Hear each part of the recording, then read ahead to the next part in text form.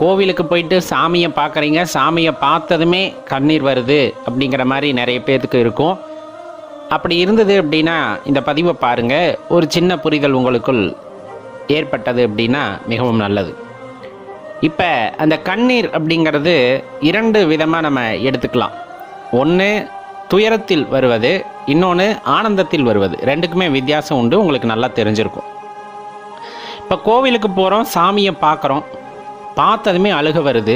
அந்த இடத்துல கொஞ்சம் யோசிச்சு பாருங்களேன். அதாவது ஆற்றாமையின் வெளிப்பாடாக கண்ணீர் சில நேரத்தில் வரும். ஆற்றாமைனா என்னால் முடியலை, வாழ்க்கையில் ரொம்ப கஷ்டத்தை அனுபவிச்சிட்டேன், என்னால் முடியலை, இதுக்கு மேலே நீ தான் பார்த்துக்கணும் அப்படின்னு அந்த சரணாகதி ஆகும்போது வருகின்ற கண்ணீர் அப்படிங்கிறது வேறு.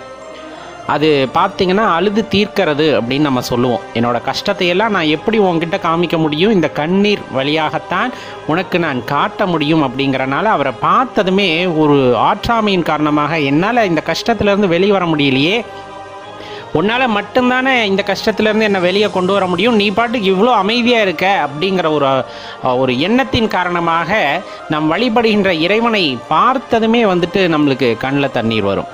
இது ஒரு வகை. இது தவறா அப்படின்னு கேட்டால் கிடையாது. இப்போ நம்மளுக்கு பிடிச்சவங்ககிட்ட, நம்ம உரிமையானவங்க கிட்ட தானே நம்ம போய் அழுக முடியும். கண்ணீர் எல்லா இடத்துலையும் வந்துடாது. நல்லா யோசிச்சு பாருங்க. கண்ணீர், உண்மையான அந்த கண்ணீர், துன்பத்தை வெளிப்படுத்துகின்ற கண்ணீர் எல்லாத்துக்கு முன்னாடி நம்ம அழுக மாட்டோம். வைராகியமாக இருப்போம். நமக்கு பிடித்தவர்கள், நமக்கு ஒரு உரிமை உள்ளவர்களை பார்த்தா தான் அவங்கக்கிட்ட சொல்லி அழுகணும் அப்படிங்கிற அந்த ஒரு எண்ணமானது வரும். அப்படித்தான் நம் இறைவனையும் பார்க்கின்றோம். நம்ம ரகசியங்களை, நம் மனதில் உள்ள துன்பங்களை சொல்வதற்கு ஒரு நம்பகத்தன்மை உள்ள ஆள் அப்படின்னு பார்த்தோம் அப்படின்னா, அல்லது அந்த கடவுளை நம்பகத்தன்மையான நபராக பார்ப்பதால் தான் நீங்கள் அந்த இறைவனை பார்த்ததுமே அழுகை வருகிறது.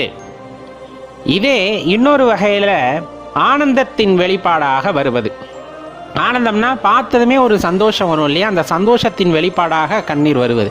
அதுக்கு வாய்ப்பு இருக்கா அப்படின்னா கண்டிப்பாக இருக்குங்க.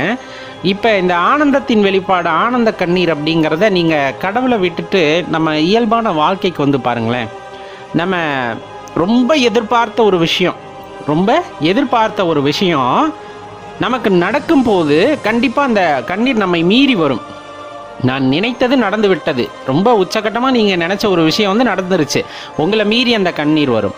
அதே போல் ஒரு நபரை நீங்கள் ரொம்ப எதிர்பார்த்துக்கிட்டு இருக்கீங்க, அந்த எதிர்பார்த்த நபர் உங்கள் கண்ணு முன்னாடி திடீர்னு நிற்கிறார் அப்படிங்கும்போது உங்களை மீறி ஒரு அழுகை, அது அந்த ஆனந்த கண்ணீராக வெளிவரும்.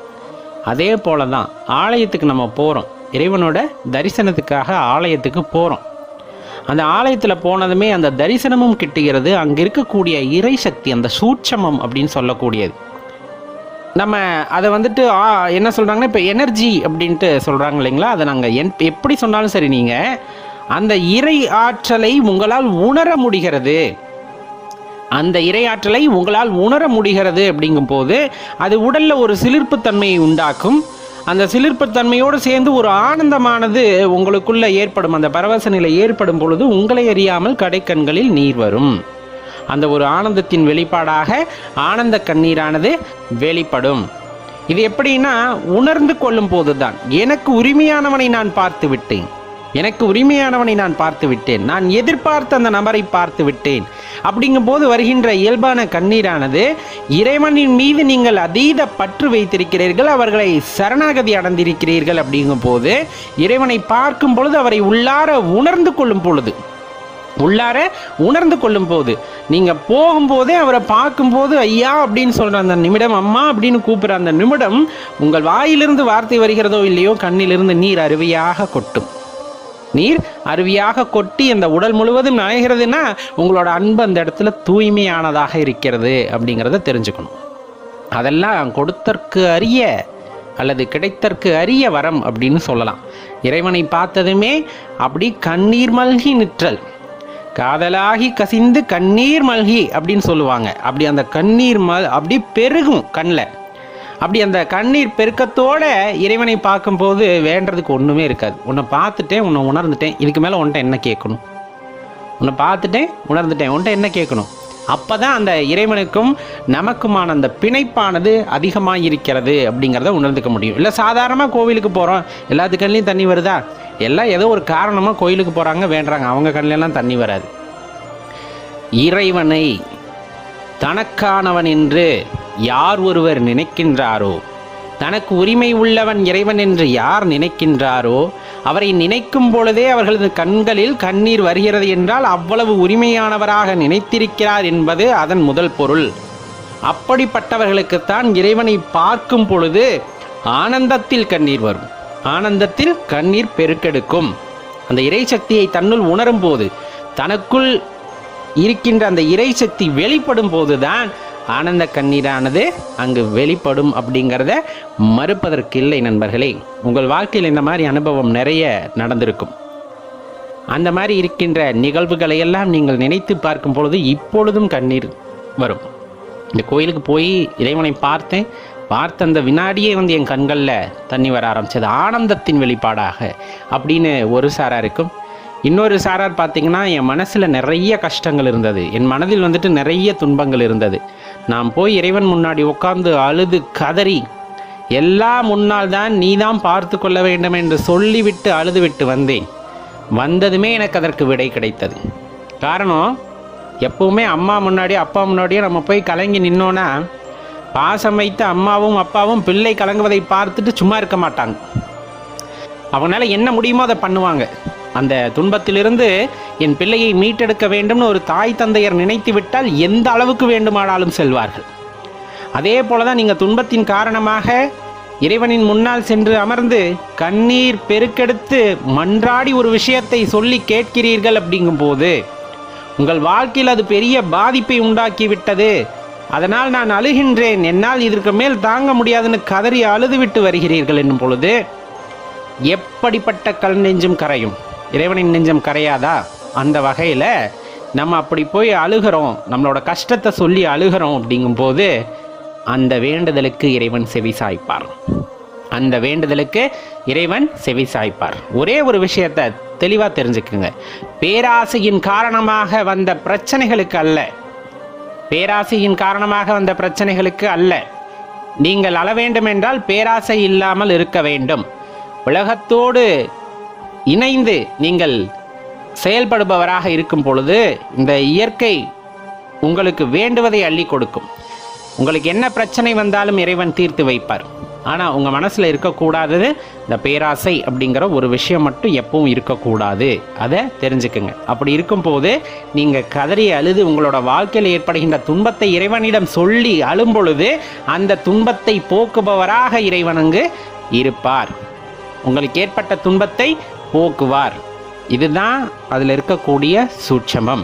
இந்த தொகுப்பில் நம்ம என்ன பார்க்க போகிறோன்னா, சில பேர் கோயிலுக்கு போனால் உடனே அவங்க கண்ணில் தண்ணி வர ஆரம்பிச்சிடும், இல்லை சில பேர்த்துக்கு உடல் சிலிர்க்க ஆரம்பிச்சிடும். அது ஏன் அப்படிங்கிறத தான் பார்க்க போகிறோம். அறிவியல் பூர்வமாக அப்படிங்கிறத விட ஆன்மீக ரீதியாக அது ஏன் அப்படிங்கிறத நம்ம இப்போ சொல்லலாம். பெரும்பாலும் பார்த்திங்க அப்படின்னா, நம்ம எல்லா கோவிலுக்கும் போகிறோம் வர்றோம், அதில் பெரிய மாறுதல் இருக்காது. சாதாரணமாக நம்ம எப்பவும் வேண்டிக்கிற மாதிரியே எல்லா கடவுள்கிட்டையுமே நம்ம வேண்டிப்போம், நம்ம மனசை ஒருநிலைப்படுத்துகிறோம், எல்லாமே இருக்கும். ஆனால் ஒரு சில கோவில்கள் மட்டும்தான் நம்மளோட நெருங்கிய தொடர்புடையதாக இருக்கும். பெரும்பாலும் நம்ம ஃப்ரெண்ட்ஸோ அல்லது நம்ம அம்மாவோ அப்பாவோ அல்லது நம்மளுக்கு நெருங்கிய உறவினர்களோ சொல்ல கேள்விப்பட்டிருப்போம், இந்த கோயிலுக்கு போயிட்டு வந்தேன்ப்பா, இந்த கோயிலுக்கு போயிட்டு வந்ததுக்கப்புறம் தான் என் வாழ்க்கையில் பெரிய மாற்றம் ஏற்பட்டது அப்படின்ட்டு சில பேர் சொல்லி கேட்டிருப்பீங்க. அது எப்படி மற்ற கோவில்களுக்கு போனால் கிடைக்காத மாற்றம் அந்த கோவிலுக்கு இருக்குது அப்படின்னு பார்த்தோன்னா, எல்லாருனாலையும் எல்லா இடத்துலையும் அந்த எனர்ஜியை ரிசீவ் பண்ண முடியாது. கட்டாயம் நம்ம உடல் அமைப்புக்கு தகுந்த மாதிரி அல்லது அந்த கால சந்தர்ப்பத்திற்கு ஏற்றவாறு ஒவ்வொரு கோவிலின் அமைப்பிற்கு ஏற்ற மாதிரியும் அங்கே இருக்க பாசிட்டிவ் வைப்ரேஷன்ஸ் மாறுது. அப்படிங்கும்போது நம்ம உடலுக்கு எது தேவையோ அதை மட்டும்தான் நம்ம ரிசீவ் பண்ணிப்போம். அதனால தான் ஒரு சில கோவில்களுக்கு போனால் அமைதியாக நின்றுக்கிட்டு வருவோம், நமக்கு எதுவுமே தெரியாது. கோயிலுக்கு போன ஃபீலிங்கே சில இடத்துல இருக்காது. சில இடத்துல போனால் எதையும் நம்ம உணர்ந்த மாதிரி இருக்கும், யாரும் நம்மளை நெருங்கி நிற்கிற மாதிரியோ அல்லது உடல் சிலிர்க்கிற மாதிரி இந்த மாதிரி அனுபவங்கள்லாம் ஏற்படும். ரொம்ப எக்ஸ்ட்ரீம் கேசஸ் போகும்போது தான் நம்ம கண்ணில் தண்ணி வர ஆரம்பிக்கும். சரி, ஏன் அப்படின்னு பார்த்தோன்னா, பெரும்பாலும் இறையாற்றல் எல்லா கோவில்லையும் இருக்கும், பாசிட்டிவ் வைப்ரேஷன்ஸ் எல்லா கோவில்லையும் இருக்கும். நம்ம மனம் ஒருநிலைப்பட்டு இருக்குது, அதை நம்மளால் உணர முடியுது அப்படின்னா உடல் சிலிர்ப்பு ஏற்படுறது எல்லாத்துக்குமே உண்டான ஒன்று தான். சரி, கண்ணில் எப்படி ஏன் தண்ணி வருது அப்படின்னு பார்த்தோன்னா, அந்த ஆற்றல் அங்கே அதிகமாக இருக்குது, நீங்கள் உணர்ந்துடுறீங்க. உணர்ந்ததுக்கப்புறமா அந்த எனர்ஜி உங்களோட கனெக்ட் ஆகுது. அப்படிங்கும் போது தான் உங்கள் மனசோட அது வந்துட்டு ஐக்கியமாகுது, உங்கள் உடலோட, உங்கள் சூட்சம உடலில் வந்துட்டு அந்த இறை ஆற்றல் வந்துட்டு தாக்கத்தை ஏற்படுத்துது. அப்படிங்கும் போது தான் உங்கள் உணர்வை நீங்கள் இழந்துடுறீங்க. நம்ம அழுகணுன்னாலாம் அழுக மாட்டோம், பார்த்துக்கிட்டே நிற்போம், இறைவனை பார்த்துக்கிட்டே நிற்போம், அவரோட அழகில் மெய்மறந்து நின்றுவோம். அதுதான் அங்கே நடக்கக்கூடிய விஷயமே. என்னன்னா, நம்ம சூட்சம உடலை விட்டு நமது நினைவானது நீங்கி விடுகிறது. என் உடலை பற்றிய கவலையே அந்த இடத்துல இல்லாமல் ஆக்கிடுது. அப்போ அந்த இரையாற்றல் என்னுள் இறங்கும் போது என்னை அறியாமல் என் கண்ணிலிருந்து நீர் வர ஆரம்பிக்கின்றது. இதை பெரும்பாலும் அனிச்சை செயல்னு நம்ம சொல்லுவோம், நமக்கே தெரியாமல் நடக்கிறது. காலில் முள் குத்துச்சுன்னா டக்குன்னு காலை எடுக்கிறது, கண்ணை சிமிட்டுறது. இந்த வகையில் பார்த்திங்கன்னா இந்த கண்ணில் தண்ணி வர்றது இது எல்லா கோவில்கள்லேயும் உங்களுக்கு நடக்காது. உங்களுக்கு விருப்பமான கோவில், நீங்கள் எதை மனசுக்கு நெருக்கமாக நினைக்கிறீங்களோ அல்லது எந்த இடத்தில் அதீத ஆற்றலை உணர்ந்தீர்களோ அந்த கோவிலில் தான் நடந்திருக்கும். பெரும்பாலும் அந்த கோவிலை வாழ்க்கையில் எப்போவுமே தவற விட்டுறாதீங்க. ஏன்னா அங்கே போய் வைக்கின்ற வேண்டுதலானது கட்டாயம் உங்களுக்கு நிறைவேறும். அதுக்காக ஒவ்வொரு தடவையும் போகிறப்ப எனக்கு கண்ணில் தண்ணி வரல அப்படின்லாம் நினைக்காதீங்க. ஏன் அப்படின்னா, சில நேரத்தில் நம்ம உடலானது சமநிலை இல்லாமல் இருக்கும், நம்ம மனதில் ஒரு குழப்பம் ஏற்படுத்தி இருக்கும். முதல் முறையாக நீங்கள் பார்க்குறீங்க அப்படிங்கும்போது உங்கள் கண்ணில் நீர் வருதுன்னா நீங்கள் அவங்களோட இரண்டரை கலந்துட்டீங்க, அந்த எனர்ஜி உங்களுக்குள்ளே இறங்கிருச்சுன்னு அர்த்தம். உங்களை வந்துட்டு எளிதில் அந்த எனர்ஜி அடைந்துடும் அப்படின்னு அர்த்தம். அதனால் அந்த மாதிரி கோவிலுக்கெல்லாம் போனீங்கன்னா கட்டாயமாக நீங்கள் மனமுருகி வேண்டிக்கலாம். உங்களுக்கு என்ன தேவையோ அந்த இடத்துல நீங்கள் கோரிக்கையாக வைக்க முடியும். அப்படி இருக்கும்போது கட்டாயம் அந்த இறைவன் வந்துட்டு அந்த திருத்தலத்திலிருந்து உங்களுக்கு நிறைவேற்றி வைப்பார் அப்படிங்கிறது தான் சொல்லப்படுறது. இந்த மாதிரி பலருக்கும் பல அனுபவம் இருந்திருக்கும். உங்களில் யார் யாருக்கு எந்த கோவிலில் இந்த அனுபவம் ஏற்பட்டிருக்கு அப்படிங்கிறத நினச்சி பாருங்கள். ஞாபகம் இருந்தால் எல்லாத்துக்கூடையும் கீழே கமெண்ட்டில் பகிர்ந்துக்குங்க.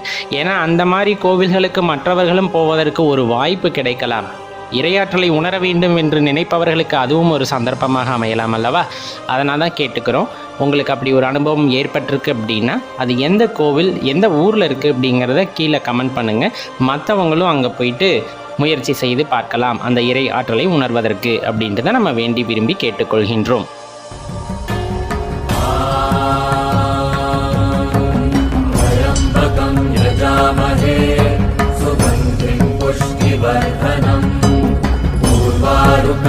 बन्धनान् मृत्योर्मुक्षीयमामृतात्